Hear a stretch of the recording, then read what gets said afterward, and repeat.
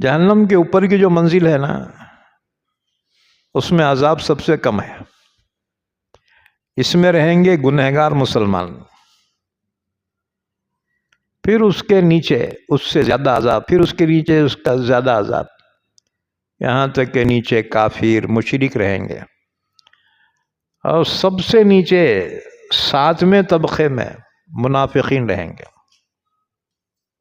ان المنافقین فی الدرک الاسفل من النار، سب کے نیچے طبقے میں، جہنم کے سب سے شدید طبقے میں منافقین ہوں گے۔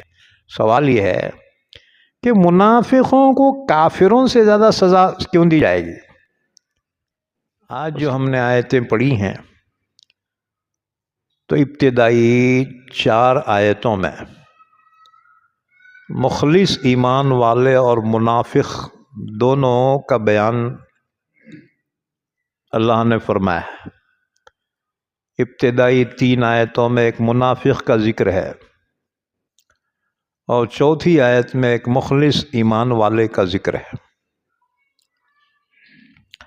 چنانچہ ابتدائی جو 3 آیتیں ہیں ان کا شان نزول یہ ہے۔ شان نزول بولے تو وہ سبب جس کی وجہ سے آیت نازل ہوئی ہو۔ تو پہلی 3 آیتوں کا شان نزول یہ ہے کہ یہ 3 آیتیں اخنس بن شریح کے بارے میں نازل ہوئی ہیں۔ یہ منافق تھا۔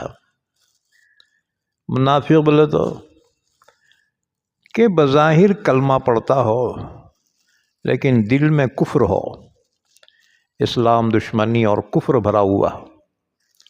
بظاہر کلمہ بھی پڑھتے تھے، وہ نماز بھی پڑھتے تھے، حضور کی مجلس میں بھی حاضر رہتے تھے، لیکن دل میں کفر تھا۔ بہرحال اخنس بن شریح منافق کے بارے میں ابتدائی 3 آیتیں نازل ہوئیں۔ یہ شخص کو اخنس کیوں کہا جاتا ہے؟ یہ بنو ثقیف کا تھا۔ جنگ احد کے موقع پر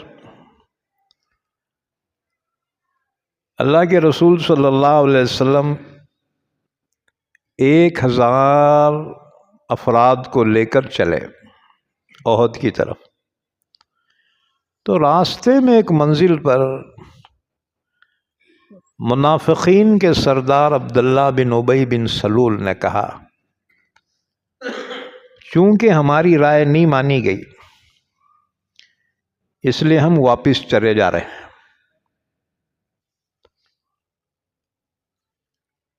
منافقوں کی رائے یہ تھی کہ مدینے میں رہ کر جنگ لڑیں گے، لیکن جو صحابہ بدر میں شریک نہیں ہوئے تھے ان کے جذبات ایسے تھے، یا رسول اللہ مدینے سے باہر میدان میں نکل کر ان سے لڑیں گے۔ اللہ کے نبی نے یہی رائے پسند کی اور 1000 کو لے کر مدینے سے احد کی طرف چلے۔ تو راستے میں منافقوں کا سردار عبداللہ بن ابی بن سلول نے کہا ہماری رائے نہیں مانی گئی اس لیے ہم واپس جا رہے ہیں۔ اس کے ساتھ اخنس بن شریح نے بھی یہ کہا، چنانچہ اس کا نام پڑ گیا اخنس۔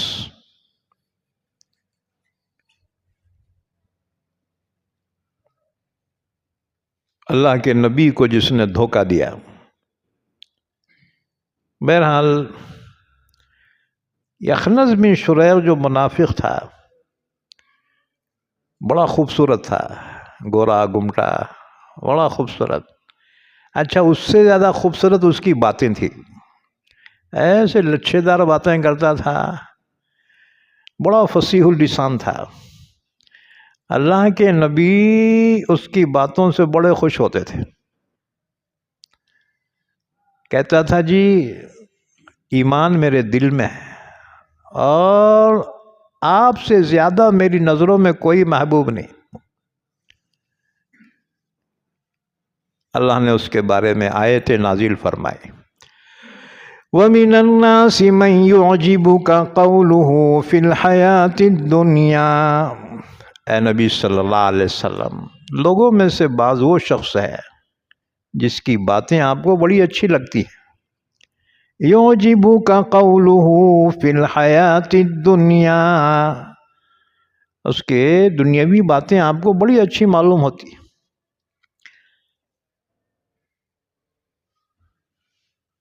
وَيُشْهِدُ اللَّهَ عَلَى مَا فِي قَلْبِهِ،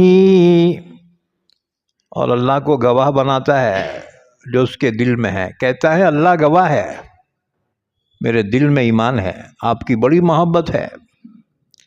اللہ نے فرمایا جھوٹا ہے بے ایمان۔ وَهُوَ أَلَدُّ الْخِصَامِ، حالانکہ وہ بڑا جھگڑالو ہے، بڑا فسادی، فتین۔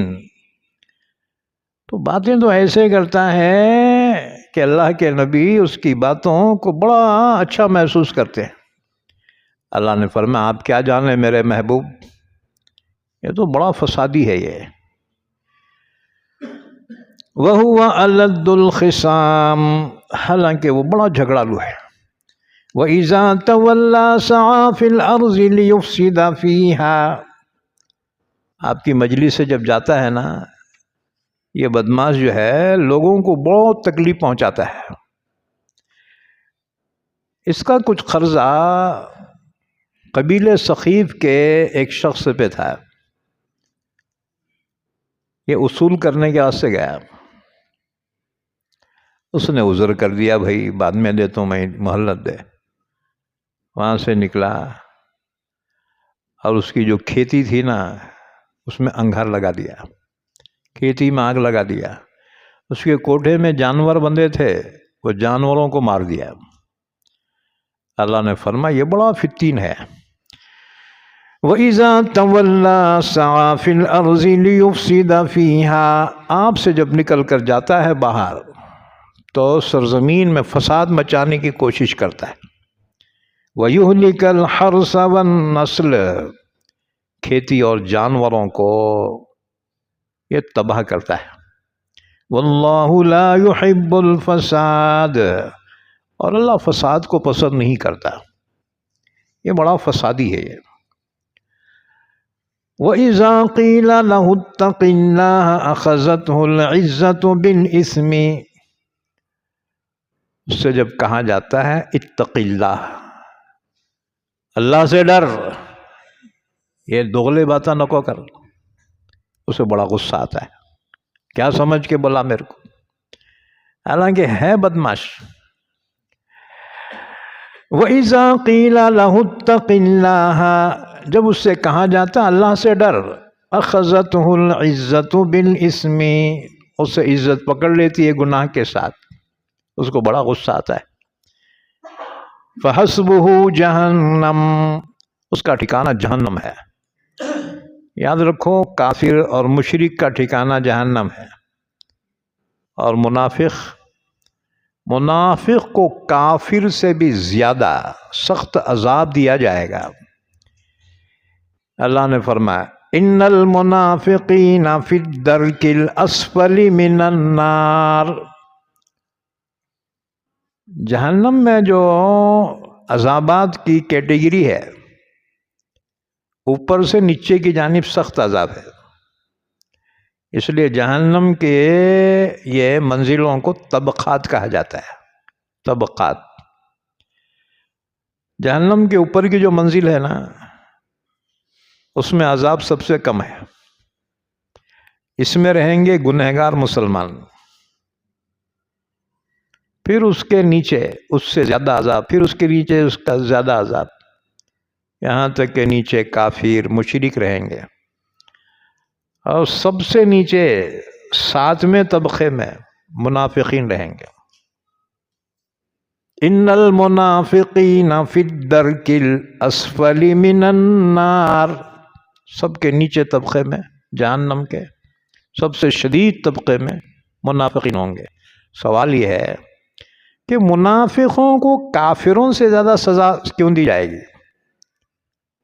اس کی وجہ یہ ہے، کافروں کا ایک جرم ہے کفر، منافقین کے دو جرم ہیں، ایک ہے کفر اور دوسرے دھوکہ۔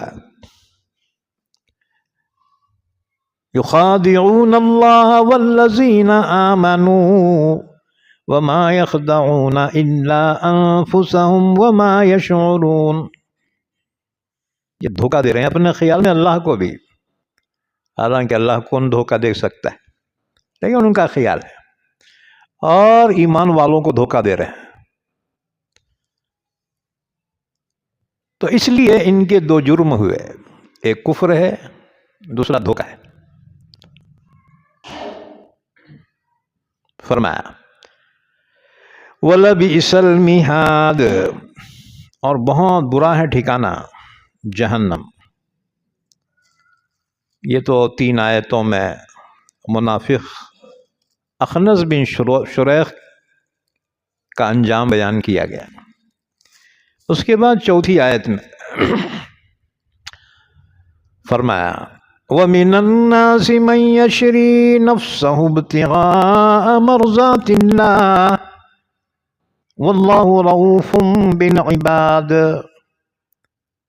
یہ آیت شریفہ حضرت سہیم رومی، حضرت